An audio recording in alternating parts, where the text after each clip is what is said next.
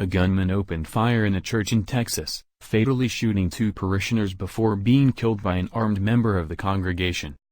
The gunman stood up from a pew at West Freeway Church of Christ in White Settlement, a suburb of Fort Worth, pulled out a shotgun and begun firing.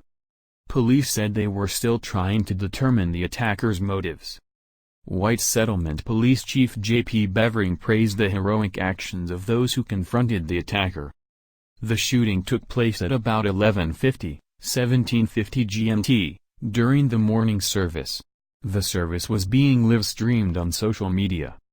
Video footage showed the gunman stand up from a pew and speak to a man nearby, who gestured at another parishioner.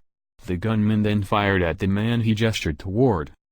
The gunman fired again, at the man he had spoken to, before a member of the congregation acting as a security guard returned fire with a handgun, immediately felling the attacker. Several other parishioners also produced handguns and trained them on the attacker.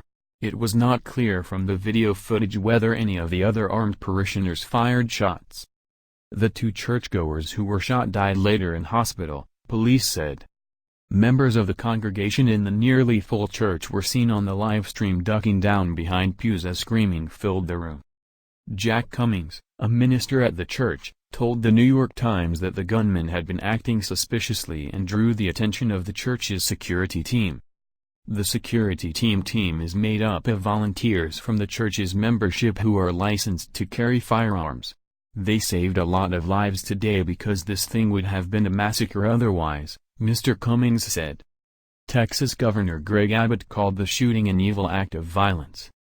Places of worship are meant to be sacred, and I am grateful for the church members who acted quickly to take down the shooter and help prevent further loss of life, he said in a statement. Witness Isabel Areola told local broadcaster CBS-DFW, "It was the most scariest thing. You feel like your life is flashing before you. I was so worried about my little one." In September, a new law came into effect in Texas that allowed licensed handgun owners to carry weapons in places of worship. The state has seen a number of deadly shootings this year.